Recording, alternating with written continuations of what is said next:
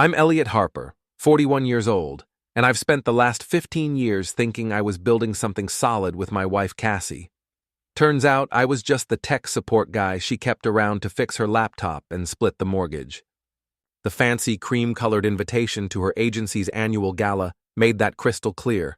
One name printed in elegant script, Miss Cassandra Harper, not Mr. and Mrs., not even Cassandra Harper and guest, just her. "It's a work thing," Cassie said when I held up the invitation at breakfast. She didn't even look up from her phone, just kept scrolling through whatever was more important than her husband's feelings.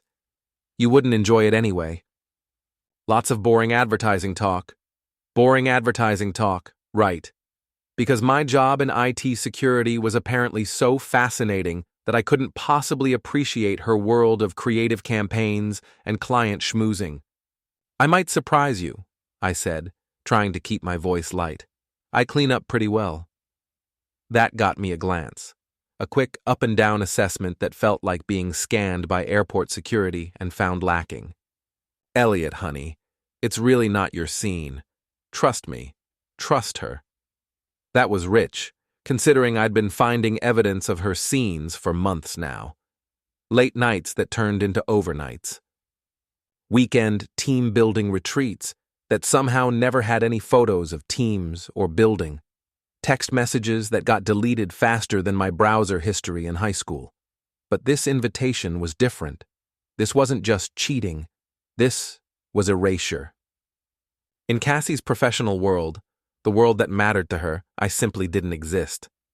I work for a cybersecurity firm downtown, nothing glamorous, but I'm good at what I do. Really good. I find things people try to hide, trace digital footprints, uncover secrets buried in code. It's amazing how careless people get when they think they're invisible. Take Cassie's laptop, for instance. She leaves it open all the time, passwords saved on everything. Her email, her social media, her cloud storage, all accessible with a few clicks. Not that I was snooping, of course. I was just maintaining our home network security. That's how I found the photos from her last girls' weekend in Milwaukee. Interesting how her girlfriends Tina and Mallory managed to look exactly like Brandon Lee, the Golden Boy VP from her agency. Brandon with his perfect teeth and his Porsche and his habit of calling everyone champ, like he was coaching Little League instead of pushing luxury car ads. The photos were cozy, beach house cozy, champagne and silk pajamas cozy. The kind of cozy that doesn't usually happen at girls' weekends unless the girls have suddenly grown stubble and started wearing men's cologne. I could have confronted her then. Probably should have. But I wanted to see how far she'd take it. How completely she'd write me out of her story. The gala invitation was my answer. "When is it?" I asked, setting the invitation back on the counter. "Saturday night. I'll probably be out late, so don't wait up." Saturday night. Our anniversary was Sunday. 15 years of marriage, and she was planning to spend the night before celebrating with everyone, except me. "Sounds fun," I said. She finally looked up from her phone, suspicious. "You're not upset?" "Why would I be upset?" "You're right. It's not my scene. But here's the thing about IT guys. We're problem solvers. And Cassie had just presented me with a very interesting problem. The Millennium Tower's rooftop was transformed into something from a magazine spread. String lights twinkled against the Chicago skyline. Servers in black tie weaved between clusters of advertising executives, and everything gleamed with the kind of expensive polish that screamed, "Look how successful we are." I stood in the elevator, adjusting my tie, my best tie, the one Cassie bought me for Christmas 3 years ago and never complimented me on wearing. The doors opened, and I stepped into a world where I clearly didn't belong. "Good evening, sir." The hostess was young, blonde, and trained to spot interlopers. Her smile was professional ice. "Name?" "Elliot Harper." She scanned her tablet, frowning. "I'm sorry, I don't see you on the guest list." "That's strange. My wife is Cassandra Harper, creative director. Maybe there was a mistake. Her frown deepened. Miss.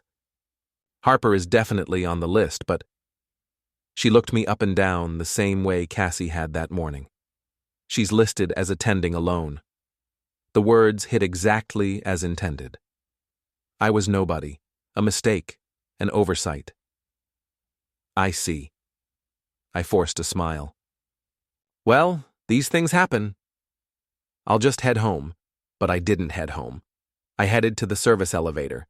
Marcus, the building's IT contractor, owed me a favor from when I'd helped him trace a network intrusion last year.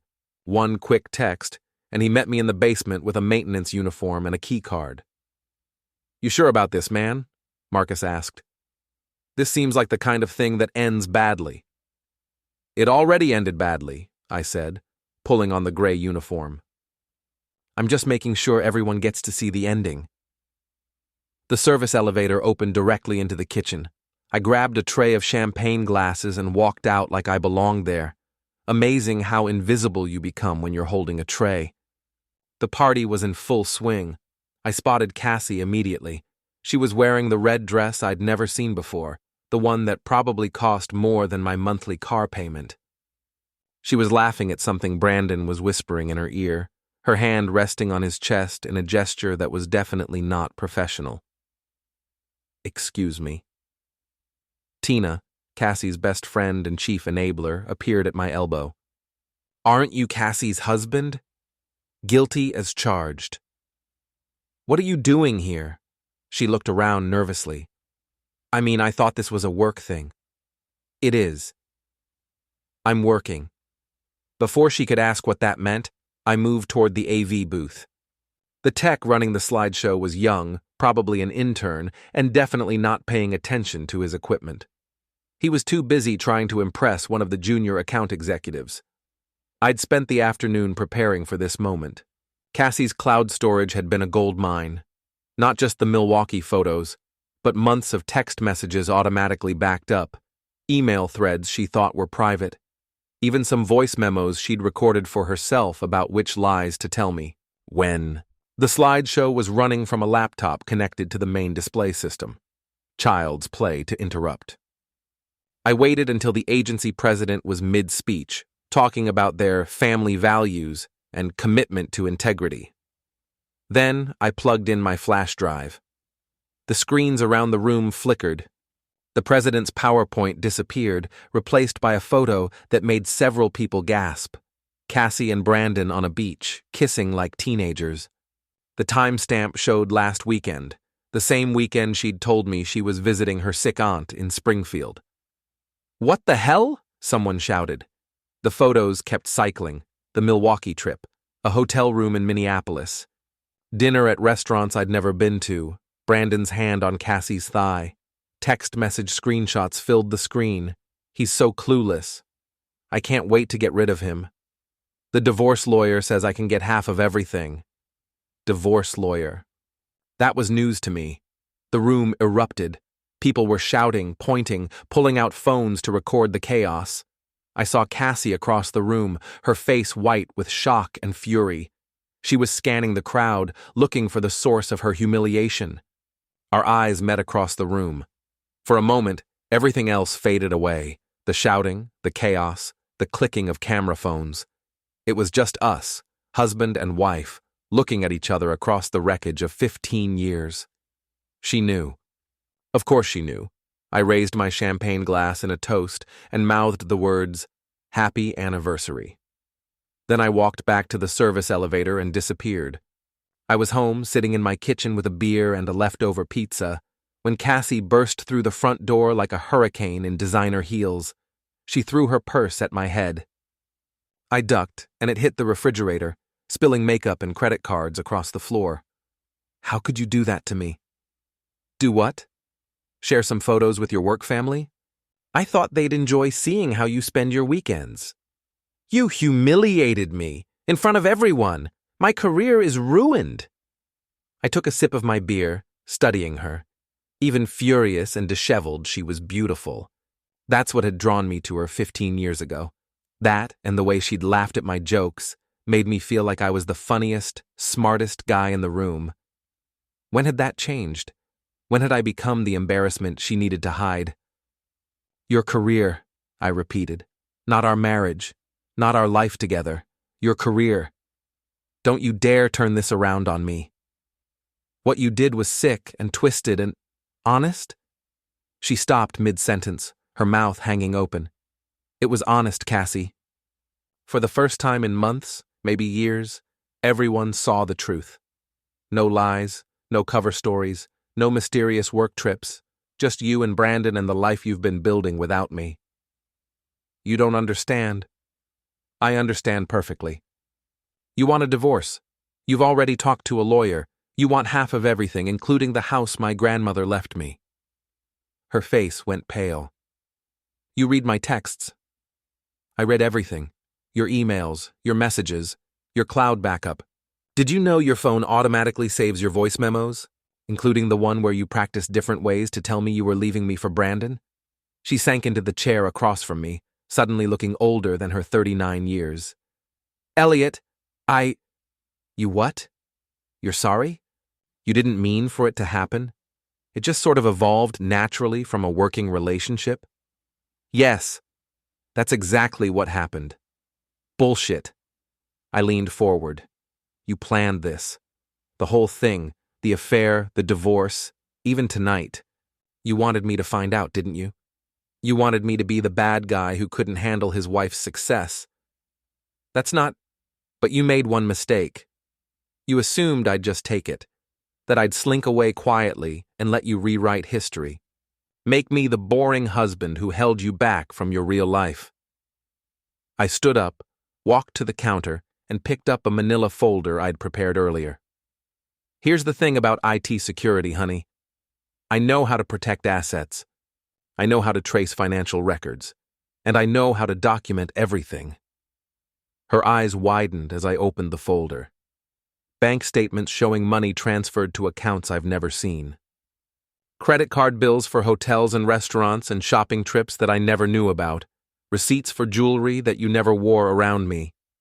I spread the papers across the table like playing cards. And my personal favorite, emails between you and Brandon about using company resources for personal trips. Apparently, that Milwaukee weekend was charged to the agency as a client research expedition. Except there was no client. You can't prove… I already did. I sent copies to your HR department this afternoon. Along with the photos and text messages. Amazing how much evidence you can gather when you know where to look. The color drained from her face completely. You didn't… I did. And Brandon?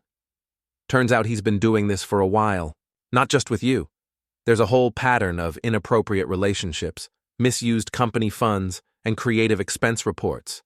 HR was very interested in my findings. She was staring at me like she'd never seen me before. Who are you? I'm the guy you've been lying to for months. I'm the husband you wrote out of your life. I'm the man you thought was too stupid and boring to fight back. I closed the folder and smiled. But mostly, I'm the IT specialist who just saved your company about $50,000 in stolen resources and a potential intimate harassment lawsuit. They'll probably send me a thank you card. Cassie's phone buzzed, then again. Then it started ringing. You might want to get that, I said. Something tells me it's going to be a long night. The next morning, I woke up alone for the first time in 15 years. Cassie had left sometime after midnight, taking 2 suitcases and her wounded pride. She'd spent the evening fielding calls from friends, colleagues, and eventually a very unhappy HR director who wanted to schedule a Monday morning meeting. I made coffee and checked my phone. 17 missed calls, 43 text messages, and 1 email from my lawyer confirming he'd received the documentation I'd sent over. The text messages were a mix of curiosity, outrage, and unexpected support. My neighbor Bob. Dude, saw the news. You okay? My college buddy Jerome. Holy shit, man. Saw the photos online. Call me. My sister in Portland. Are you insane? Call me right now. But the most interesting message came from someone I didn't expect. Simon Chen, one of Cassie's co-workers and the agency's unofficial gossip network. Elliot, it's Simon. I know this is weird, but I wanted you to know, what you did last night wasn't just about Cassie and Brandon. There's stuff you don't know. Can we talk? I called him back. Jesus, you actually answered, Simon said. I wasn't sure you'd want to talk to anyone from the agency. Depends what you have to say. Look, can we meet? There's stuff about Brandon, about what he's been doing. It's bigger than just your wife. We met at a diner on the north side, far from the agency and Cassie's usual haunts. Simon looked like he hadn't slept, his usually perfect hair disheveled, his expensive shirt wrinkled. Brandon's been doing this for years, he said without preamble. The affairs, the expense account fraud, all of it. But he's smart about it. He picks women who won't cause trouble, who have too much to lose if it comes out. Like married women. Exactly. And he documents everything. Photos, videos, messages. He's got insurance on all of them. I felt something cold settle in my stomach. What kind of insurance? The kind that keeps them quiet when he moves on to the next one. The kind that makes sure they don't file complaints or cause scenes. He's blackmailing them. Not for money, for silence, for compliance. Cassie wasn't his first, and she wasn't going to be his last. I stared at my coffee, processing this. Why are you telling me this? Because what you did last night, exposing him like that, you didn't just embarrass your wife. You broke his whole system. The other women, they're talking now. They're coming forward. How many others? At least 4 that I know of, maybe more. Simon leaned across the table. Elliot, I know you're angry at Cassie. You have every right to be, but she's a victim here too. Brandon's good at what he does.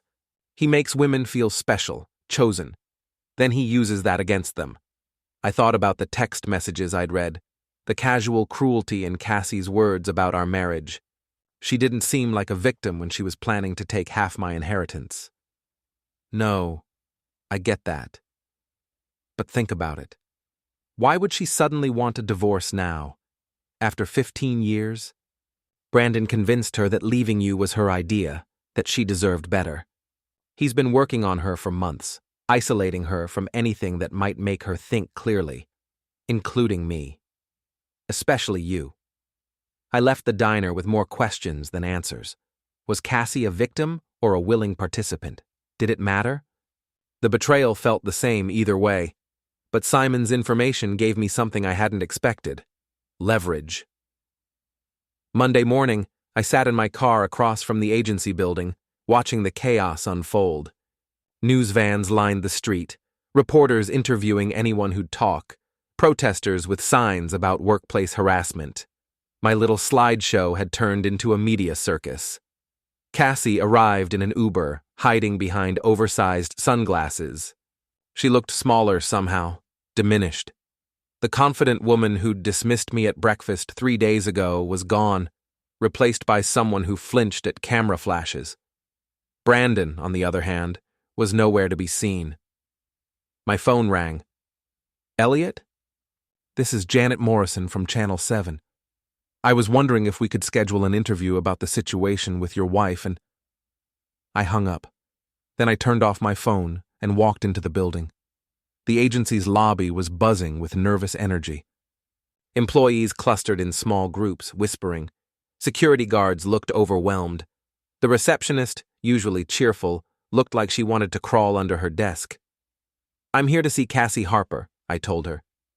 I'm sorry, but she's in meetings all morning. HR and legal and... Tell her it's her husband. Tell her I have something she needs to see. 5 minutes later, I was sitting in a conference room with Cassie, her lawyer, and the agency's legal counsel. Everyone looked exhausted. Elliot, Cassie's lawyer began, I want to be clear that anything you say here... I'm not here to make threats, I interrupted. I'm here to make a deal. Cassie looked up sharply. What kind of deal? I pulled out my phone and set it on the table. I have Brandon's insurance files. The room went silent. What are you talking about? The agency lawyer asked. Brandon kept records on all his affairs. Photos, videos, recordings, insurance policies, he called them. Ways to keep the women quiet if they got ideas about going public. Cassie's face went white. That's impossible. He wouldn't. He would and he did, including with you. I looked directly at her. The hotel room in Minneapolis. He recorded everything. Her lawyer leaned forward. How do you know this? Because I'm good at my job. And because Brandon made the same mistake everyone makes, he thought his digital security was better than it actually was. I'd spent Sunday night doing what I do best, following digital breadcrumbs. Brandon's cloud storage, his backup drives, his supposedly encrypted files. It had taken time, but I'd found everything. Years of systematic predation, documented and cataloged like trophies. Here's my deal, I said. I give everything to the police and the media. Every file, every photo, every recording. Brandon goes down, and he takes his victims' reputations with him, including yours, Cassie. Or, the agency lawyer prompted, or Cassie tells the truth. All of it. The manipulation, the blackmail, the systematic abuse. She becomes the whistleblower instead of just another victim. She helps the other women come forward safely. And what do you get? Cassie asked quietly. A clean divorce? No claims on my inheritance, no alimony demands. We split the debts and go our separate ways. That's it? I looked at her, really looked at her, for the first time in months. The woman I'd loved, the woman I'd built a life with, the woman who'd thrown it all away for a man who'd been using her the whole time. That's it, I said. You get to be the hero of your own story instead of just another casualty. She was quiet for a long moment. The other women, will they be okay? They will if you help them. If you show them it's safe to come forward. And Brandon? Brandon gets what he deserves. She nodded slowly. Okay, I'll do it. The press conference was held on Thursday morning. Cassie sat at a table with 4 other women, all of them agency employees, all of them victims of Brandon's systematic manipulation. She looked nervous but determined as she read her statement. For the past 8 months, I was involved in what I thought was a consensual relationship with Brandon Lee, Vice President of Client Relations. What I didn't realize was that I was being systematically manipulated and controlled. I watched from the back of the room as my wife, soon-to-be ex-wife, told our story to the world. She didn't minimize her own choices or try to excuse the pain she'd caused me, but she made it clear that Brandon had orchestrated everything. The other women told similar stories, the same pattern of seduction, isolation, and control, the same promises of career advancement and personal fulfillment, the same threats when they tried to pull away. Brandon had turned manipulation into an art form. When the question started, a reporter asked Cassie about our marriage. My husband didn't deserve what I put him through, she said. I convinced myself that I was unhappy, that I deserved something different. But the truth is, I was being manipulated by someone who saw my marriage as an obstacle to overcome, not a relationship to respect. Another reporter asked about the gala incident. My husband exposed the truth in a way that was dramatic, she said, and I caught the hint of a smile. But if he hadn't done that, if he hadn't been brave enough to fight back, Brandon would still be out there, still hurting people. After the press conference, we met at our lawyer's office to sign the divorce papers. It was surreal, ending 15 years of marriage with signatures on legal documents. I'm sorry, Cassie said as we walked out together, for all of it. I know that doesn't fix anything, but I needed you to know. I know, I said. And for what it's worth, I'm sorry too. Sorry it came to this. Sorry we couldn't find a way to save what we had. Do you think we could have? If Brandon hadn't, I don't know. Maybe. But it doesn't matter now. She nodded, accepting the finality of it. What will you do now? I don't know yet. Figure out who I am when I'm not married to you, I guess. You're a good man, Elliot. You deserve better than what I gave you. So do you, I said. So do all of those women. We parted ways in the parking lot. No dramatic goodbye, no final kiss, no movie moment. Just two people who'd loved each other once, walking away from the wreckage of what they'd built together.